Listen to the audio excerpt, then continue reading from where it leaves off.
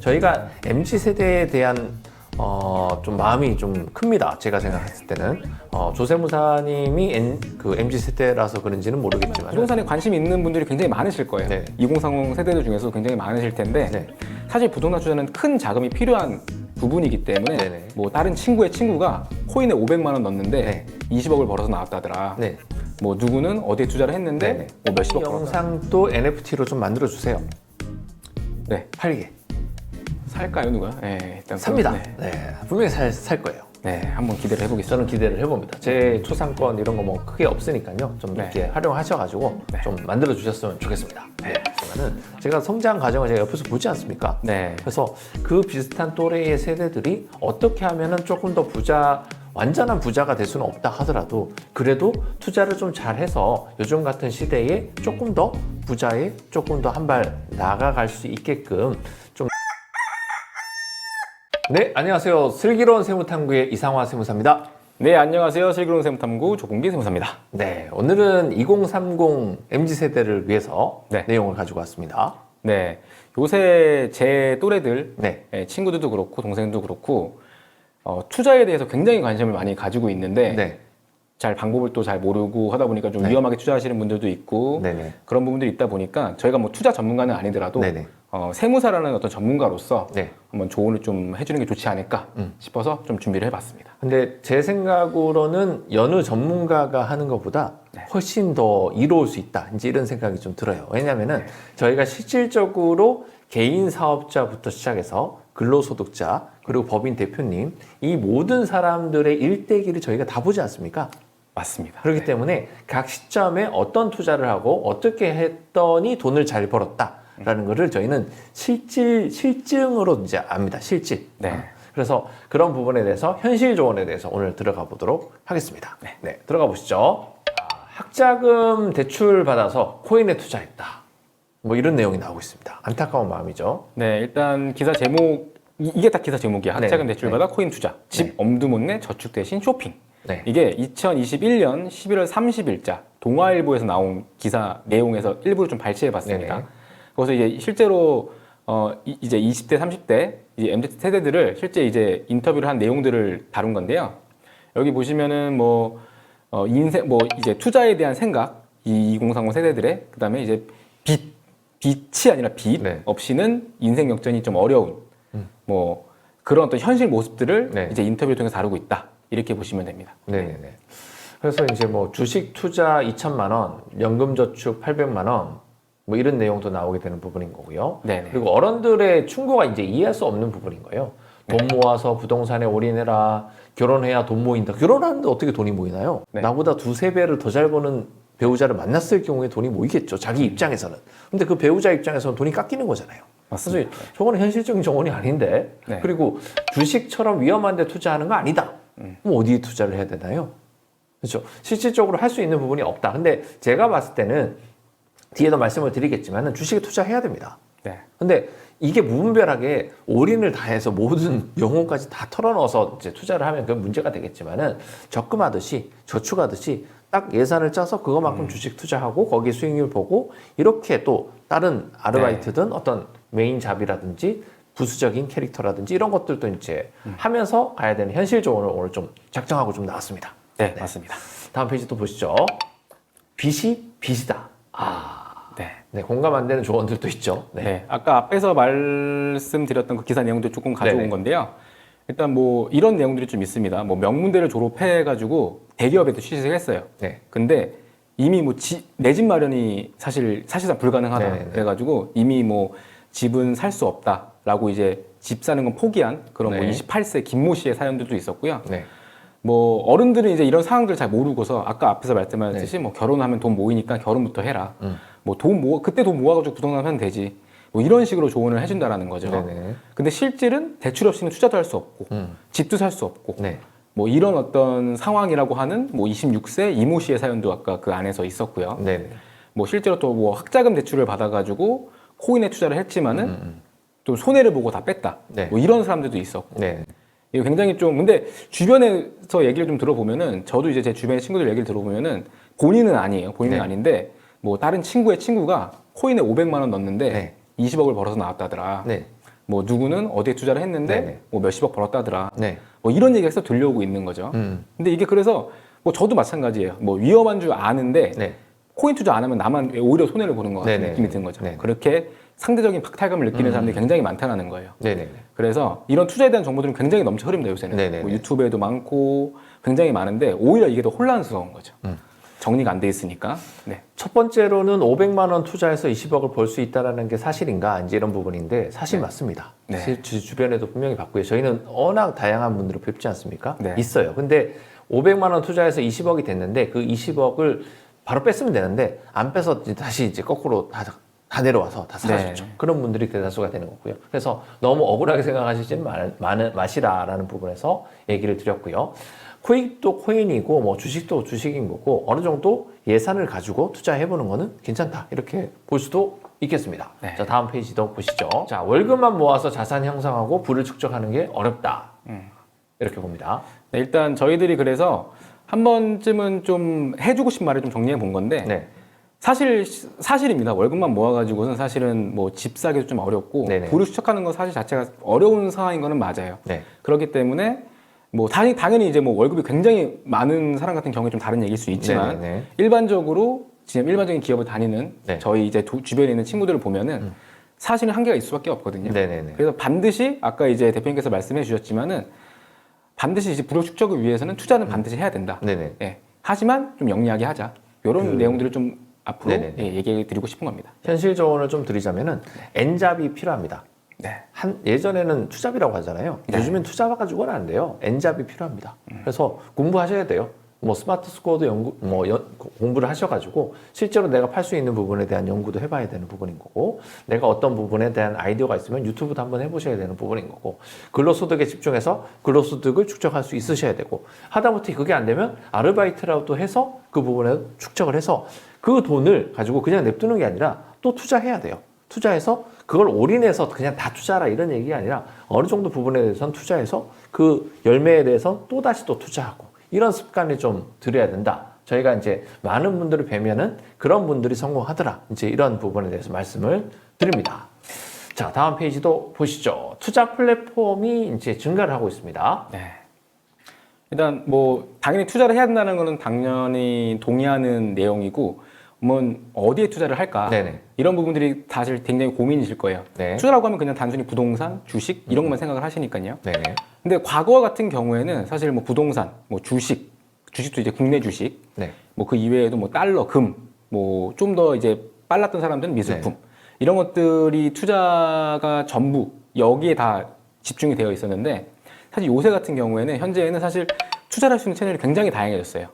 뭐 저희가 앞에서 얘기한 코인부터 해서 네. 뭐 해외 주식 투자도 굉장히 쉬워졌고, 네네. 뭐 음원 투자, 또 뭐 NFT 네. 투자, 뭐 등등 여러 가지 이제 MZ 세대들이 뛰어들 수 있는 이런 투자 채널도 굉장히 많아졌다. 그리고 이런 것들을 또 이제 온라인으로 거래할 수 있는 플랫폼도 굉장히 많아졌기 그렇죠. 때문에 사실 접근성도 굉장히 좋아졌어요. 네. 다 하셔야 됩니다. 다 하셔야 되는 부분인 거고, 네. 젊으니까 이제 청춘이다 이런 얘기도 있지 않습니까? 그 말을 이제 상당히 싫어하는 부분인 건데요. 네. 뭐 여러 가지 이제 투자를 해보셔야 되는 부분입니다. 과거의 수단보다는 실질적으로 최근에는 여러 가지 온라인을 통해서 투자하는 플랫폼들이 상당히 많으니까 다 해보고 나한테 맞는 걸 찾아야 되는 거죠. 네. 내가 미술품에 대해서 뭐 일가견이 있는 줄 알겠어요? 근데 했는데 투자가 괜찮아요. 그러면 그분은 그쪽에 조금 더 집중해서 하시면 되는 부분인 거고, 그리고 리셀러에 대한 것도 연구를 좀 하셔가지고 그 부분도 하셔야 되는 부분인 거고, 그래서 그런 부분을 좀 나열해 드리는 바가 있고요. NFT 사례를 이제 나오게 됩니다. 네, NFT가 요새 굉장히 좀 핫한 키워드로 네네. 많이 좀 떠오르고 있더라고요. 네네. 이게 대체 불가능한 토큰이라는 단어의 이제 약자인데, 실제로 이제 저희가 실었던 게 MBC라는 이 방송사에서도 그 이제 국내 방송사 최초로 NFT를 판매하고 있다. 네네. 이런 내용도 나와 있고요. 네. 이거 이외에도 뭐 실제 많은 인플루언서들, 그다음 뭐 예술을 하시는 분들 같은 경우에 본인들이 직접 만든 NFT를 거래를 하고 네. 뭐 그런 것들이 굉장히 활발해지고 있다. 네. 이런 것들을 좀 쉽게 접해볼 수 있다. 네. 저희 영상도 NFT로 좀 만들어 주세요. 네. 팔게. 살까요, 누가? 네, 일단 삽니다. 네. 네. 분명히 살 거예요. 네, 한번 기대를 해보겠습니다. 저는 기대를 해봅니다. 제 초상권 이런 거 뭐 크게 없으니까요. 좀 네. 이렇게 활용하셔가지고 네. 좀 만들어 주셨으면 좋겠습니다. 네. 네. 다음 페이지 보시겠습니다. 그러면 2030 세대의 투자 현실은 어떻게 되느냐? 네, 아까 앞에서 말씀드렸듯이 여러 가지 투자에 대한 채널들이 굉장히 다양해진 건 사실이지만 네. 실제 고수익을 볼 수 있는 그런 투자처들은 좀 아직까지는 좀 제한적이다. 네. 이렇게 볼 수는 있죠. 제가 대표적으로 사실 부동산이에요. 예전에 이제 일전에 다룬 뭐 부자 보고서 같은 곳에서 알 수 있지만 부자들이나 준부자들의 주된 이제 자산 형성에 대한 부분과 수익성에 대한 부분은 사실 부동산이 많은 부분을 차지하고 있는 그렇죠. 사실이거든요. 네네. 하지만 부동산에 관심이 있는 분들이 굉장히 많으실 거예요. 네. 2030 세대들 중에서도 굉장히 많으실 텐데 네. 사실 부동산 투자는 큰 자금이 필요한 부분이기 때문에 네네. 관심이 있다고 하더라도 실제로 접근하기 쉽지는 않다. 네, 사실 그런 건 사실인 것 같아요. 네네. 그래서 요새 2030 세대를 보면은 부동산 투자는 사실은 직접적으로 할 수 없으니까 거의 대부분 주식이나 네네. 코인 네네. 쪽으로 집중이 되어 있는 것 같아요. 네.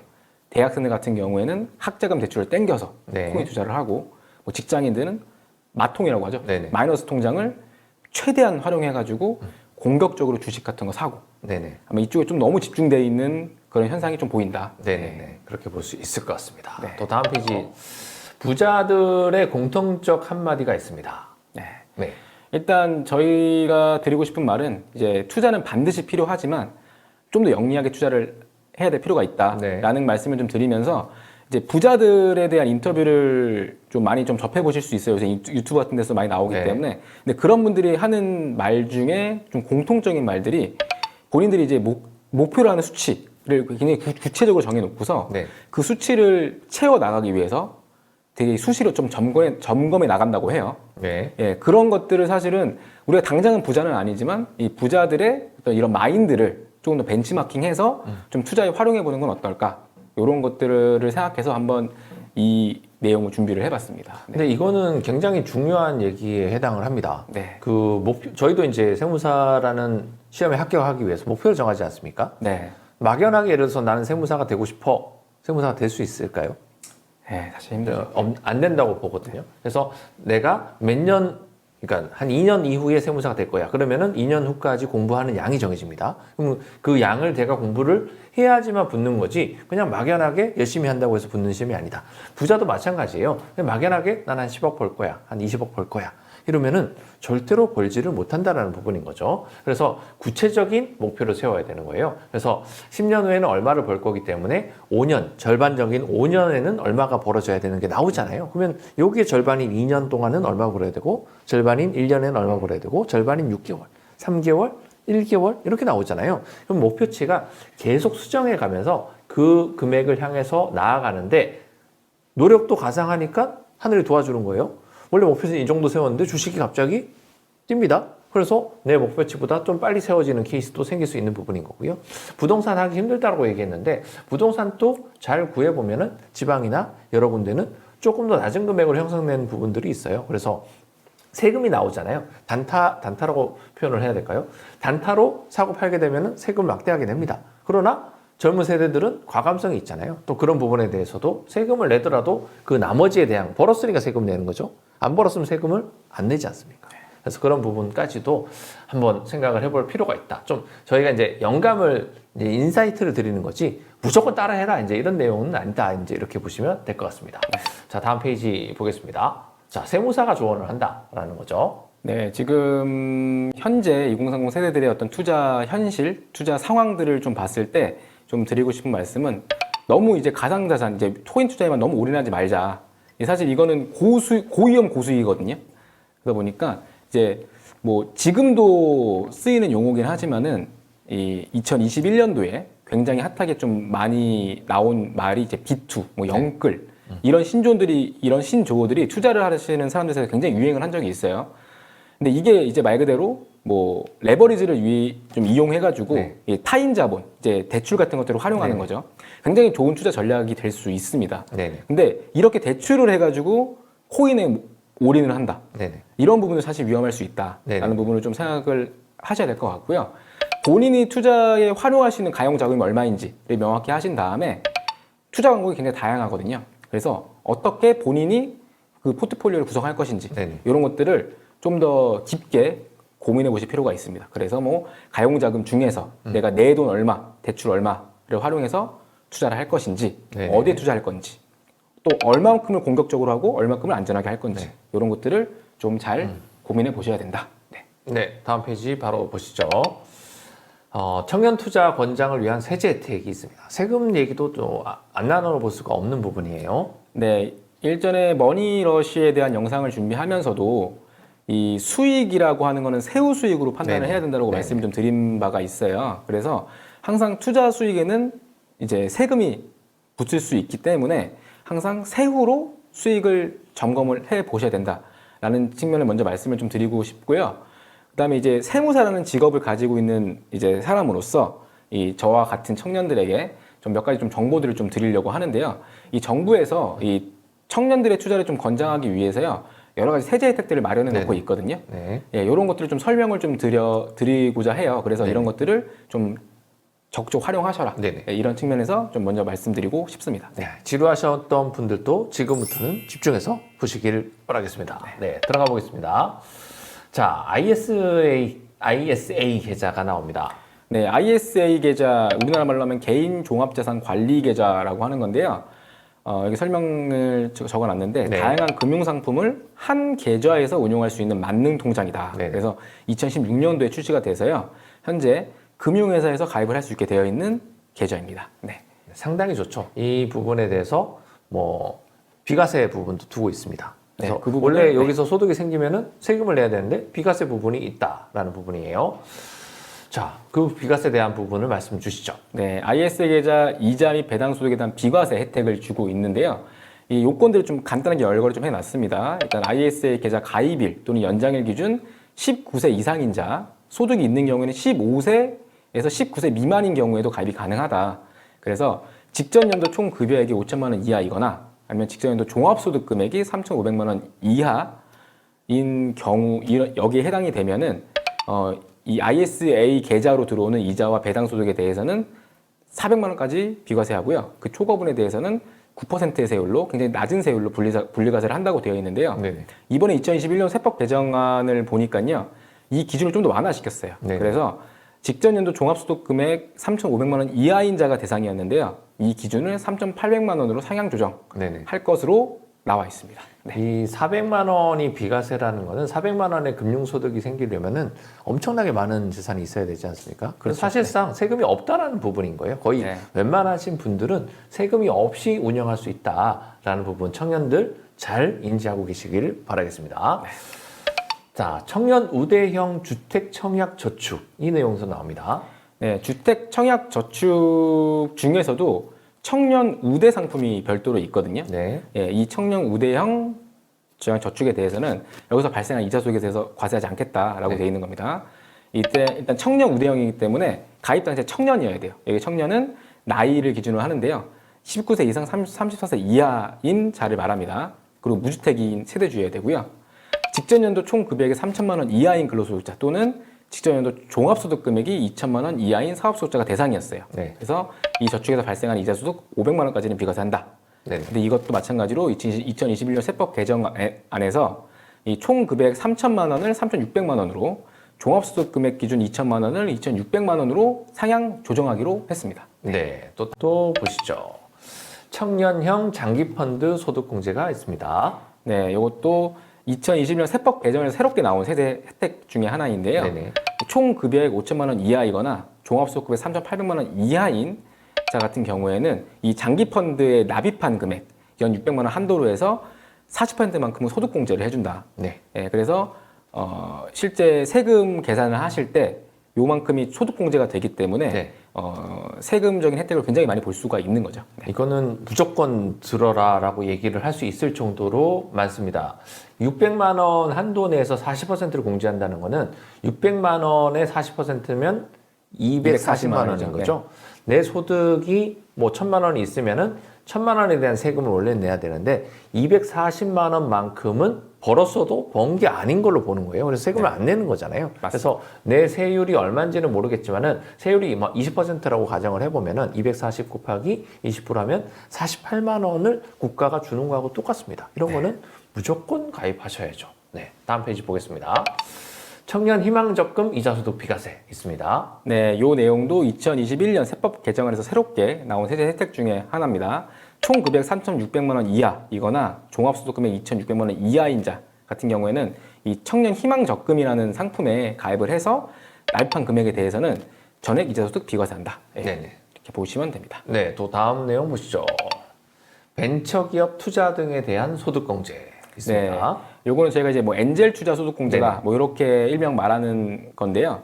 거주자가 벤처기업 등에 투자하는 경우에요. 네. 그렇게 되면은 투자 금액의 10%에서 최대 100% 전액에 대해서 소득공제를 해주는 상품입니다. 네네. 일단 예를 들어서 벤처기업에 직접 투자를 한 경우에는요. 3천만 원까지는 전액 소득공제가 가능하다. 네네. 이렇게 보시면 됩니다. 3천만 원이 초과하는 부분에 대해서도 전액은 아니지만은 그렇죠. 일부가 소득공제가 가능하기 때문에 내가 고소득자에 해당해서 세금을 상당히 많이 내시는 분은 이 부분을 상당히 활용해 볼 필요가 있습니다. 네. 그리고 뭐 벤처 투자적인 그러니까 투자처로서 벤처 기업들을 하면 돌아보시는 경우가 있을 수 있는데 그때 소득공제에 대한 혜택도 있으니까 조금 더 적극적으로 검토해 보실 필요가 있다. 네네. 혼란스러워하기보다 나만의 포트폴리오 정확한 목표 설정으로 목표를 바라보자. 이 내용은 이제 마지막으로 슬로건으로 이제 던져 보는데요. 저희가 MZ 세대에 대한 좀 마음이 좀 큽니다. 제가 생각했을 때는 조세무사님이 MZ 세대라서 그런지는 모르겠지만은 제가 성장 과정을 제가 옆에서 보지 않습니까? 네. 그래서 그 비슷한 또래의 세대들이 어떻게 하면은 조금 더 완전한 부자가 될 수는 없다 하더라도 그래도 투자를 좀 잘해서 요즘 같은 시대에 조금 더 부자에 조금 더 한 발 나아갈 수 있게끔 좀 우리가 투자 전문가는 아니지만은 세무사로서 현실 조언을 이렇게 한번 해봤다 이렇게 말씀을 드릴 수 있을 것 같고요. 네, 한마디 맞습니다. 해주시죠. 네, 저도 같은 이제 이 2030 세대들과 같은 이런 세대를 좀 보내면서 저도 이제 많은 고민들을 하게 되거든요, 투자에 대해서. 근데 제가 알게 된 어떤 정보들을 같이 공유함으로써 좀 다 함께 좀 이 어려운 시기를 좀 잘 이겨내서 또 많은 돈을 또 벌 수 있고 우리가 부자 계열에 올라갈 수 있는 그런 계기가 됐으면 좋겠습니다. 네. 네. 자, 부자 됩시다라는 걸 외치고 마치도록 하겠습니다. 자, 부자 됐습니다. 됩시다!